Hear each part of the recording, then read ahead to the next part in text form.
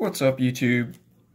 My name's Henry, and I'm coming to you with a Sylvan deck profile today. Not a deck that really anybody plays anymore, but it has some perky combos. It lets you go into calamities and basically shut down your opponent for 2 turns, and then after that, you basically go off, and you can establish a board with Hope Harbinger, Proxy Dragon, Decode Talker, just a lot of shenanigans with that. Naturia Beast, and just shut down your opponent when you get the right combo pieces. So I just want to give you a view of this deck. To start off, it's only 2 Hermitry. With this new format and how the deck runs now, you value your normal summon more, and so Hermitry is actually a dead draw in the deck, in the sense that if you draw more than one, you have difficulties getting both out of your hand and continuing on with combos and things like that. So you run 2 because you only ever use it for your True King of all Calamities with Spore, or your 1 rank 8 that you run. And even then you run 2 Princess Sprouts to become level 8s to help with this. So you only ever need 2, you don't need 3. And it's good. You still have to run it, though, because it gets you, it's a main source of your draw advantage. After 2 Hermitry, it's 3 Sage Koya. Sage Koya is a great card because it gets itself out of your hand, so it's never truly cloggy. It also helps you go into rank 7s. I run 3 rank 7s. And just having this as a free 2600 beater that you can summon, and even if you don't go into anything with it, it's there to be tributed for Proxy or Decode Talker to get their effects off. So it just comes in handy a lot. So you run 3 Sage Koya. Those are the big trees. 1 Flower Knight, which lets you go into your Naturia Beast. 2 Princess Sprout. 3 is too cloggy. 2 is just right because it gets you a lot of very good plays. 2 Peacekeeper. 3 is too cloggy. 1, you don't see it enough, and you worry too much about sending it to grave and not having it for a later time. So you run 2, so you have a bit more freedom with the Princess Sprouts.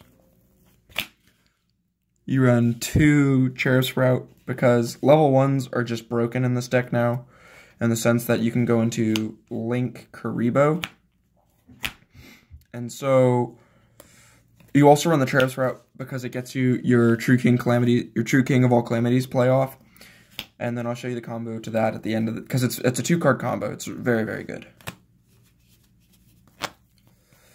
And then 2 Snap Dracennagon.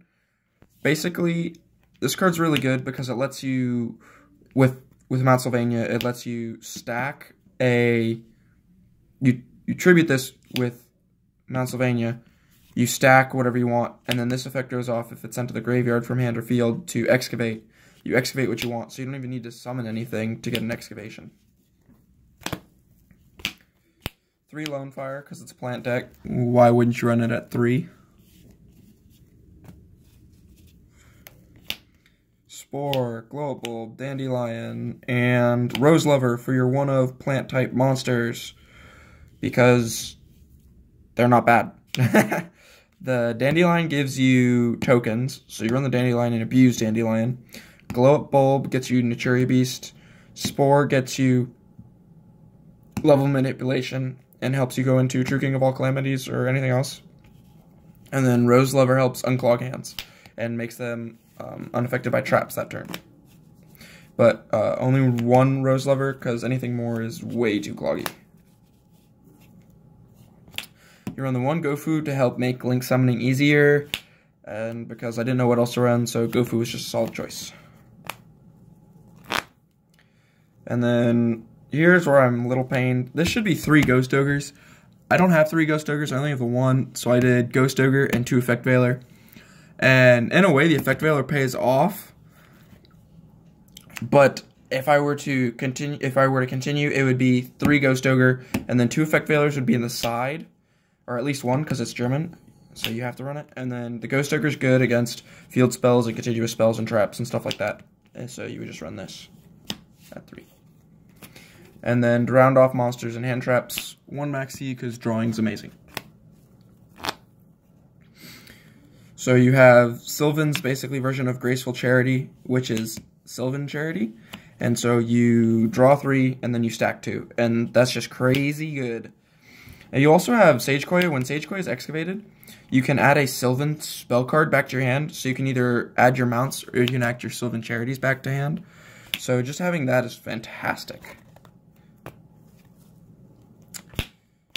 2 Mount Sylvania and 2 Terraforming. Ooh, that's really close. I'm sorry, I can't really zoom out. So we'll just back it up. There we go. There.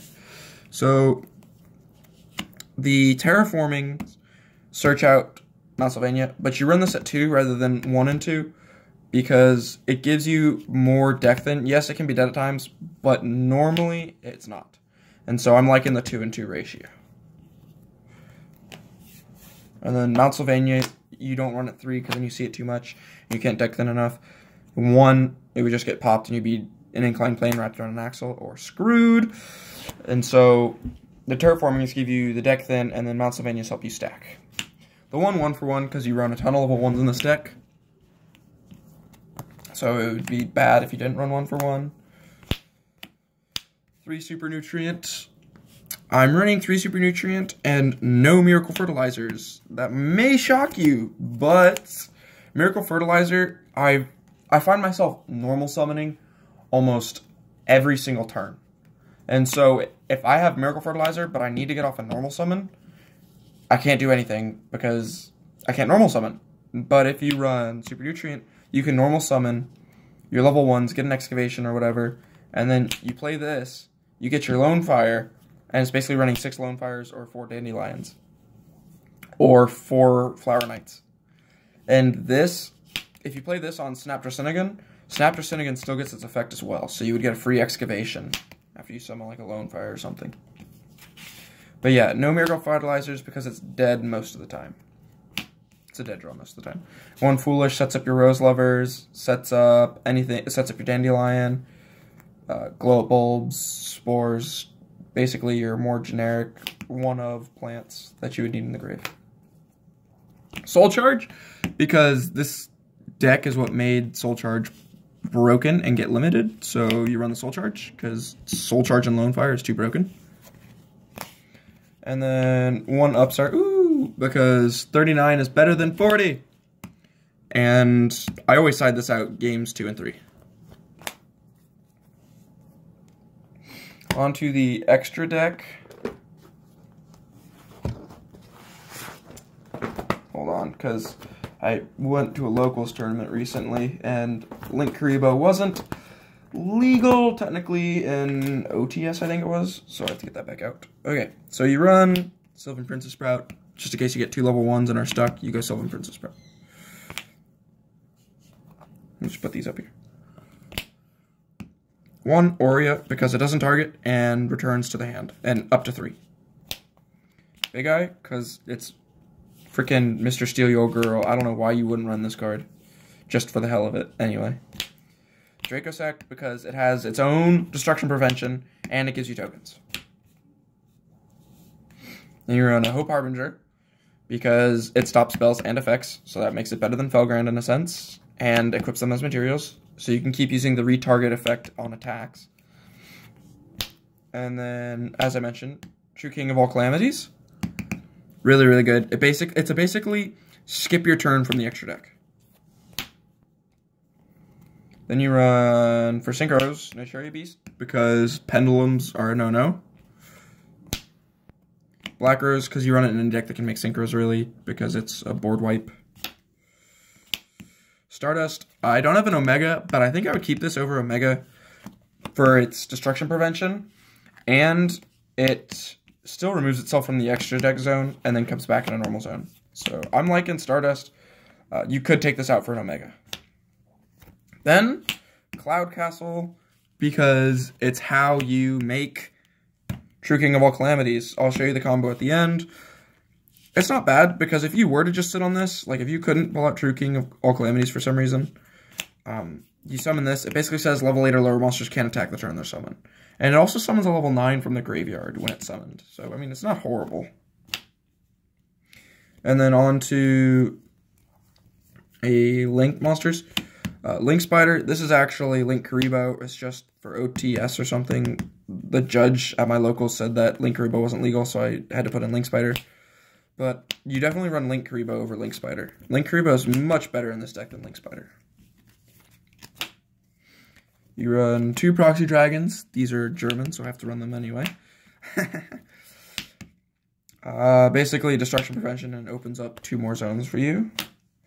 Mrs. Radiant, you do have Earths to go into this, and if you were to run Link Spider, Mrs. Radiant's easier to pull out. I never went into this at all, because there's no need. I would always go, like, Link Spider, or you would go Link Karibo, and then you go Proxy Dragon. And then from there, you can either go Decode or keep it like that if you just want Destruction Prevention for your extra deck monsters and save them, because they negate effects anyway, like True King and Hope Harbinger, which you pull out most of the time. And then you already have effect negation, so you just go Proxy Dragon to stop destruction with tokens. And then you have the Decode Talker, because it's Decode Talker. It stops targeting effects and gains attack, so it can beat over monsters, in addition to pointing down this way like Mrs. Radiant. And that's another reason I run Mrs. Radiant, because it points that way instead of that way. So yeah. That's the main deck. It's a 40-card main deck, and the extra deck that's the extra deck, actually, and that's a 15-card extra deck. I don't know. It's not horrible for Link Spider. If you don't have a Link Karibo, you definitely run Link Spider, because you have the Dandelion for the tokens, and you have the Gofu for the tokens. It's another reason why I ran Gofu, is because they said I couldn't use Link Karibo, so I put this in, and I need another way to get level 1 tokens. So, the idea for a side deck, I'm going to give you guys my side deck that I had.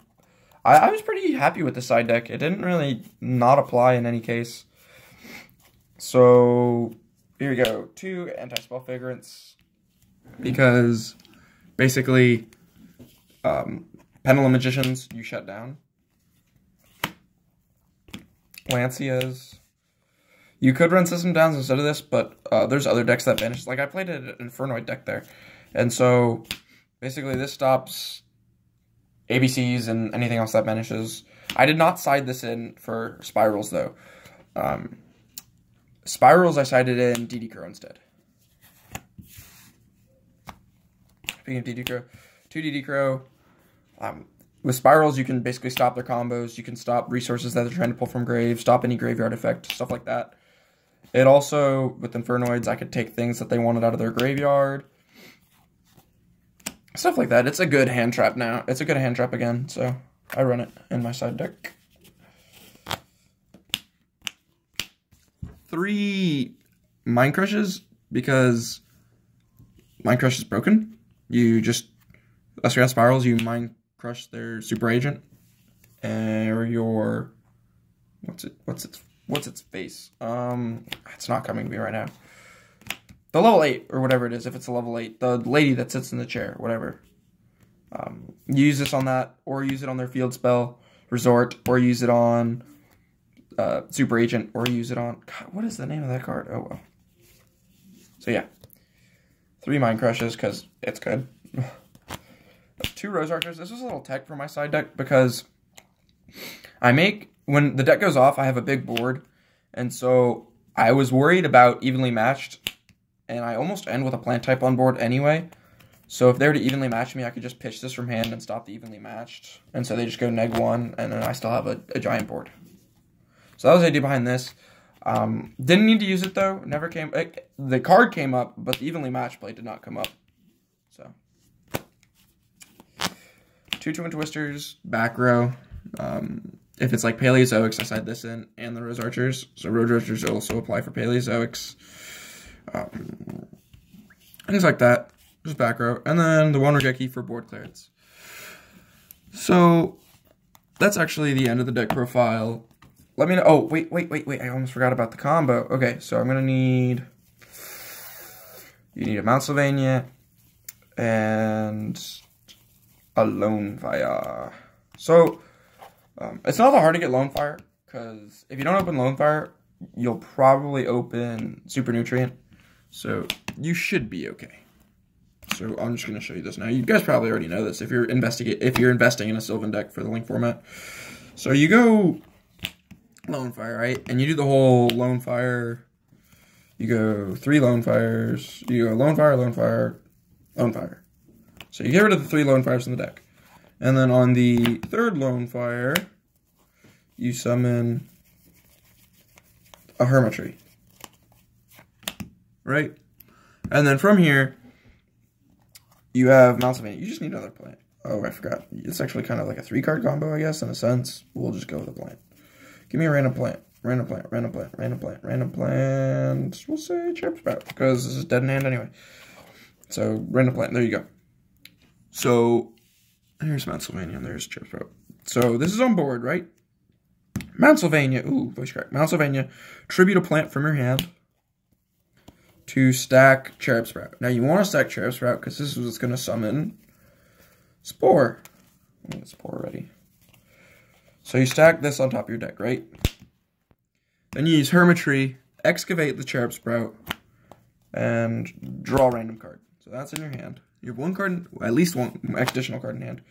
You have Hermitry on board, and a Mount Sylvania ready. Or, you've used a Mount Sylvania. So now you have Spore on board as well. Alright? From here, if you... Yeah, from here, you Synchro Summon into... Where's the extract? Oh, there it is. Into Cloud Castle. You banish the Hermitry. Summon Spore as a level 9. Overlay with the Cloud Castle and the Spore to make True King of all Calamities, because the Spore gains 8 levels per its effect. Cloud Castle's level 9. 2 level 9s. There you go. True King of all Calamities. You stall for 2... You don't stall, but you shut them down for 2 turns. And basically from then... Woo! There goes Pennsylvania. From there, you basically use this as a link material and go off.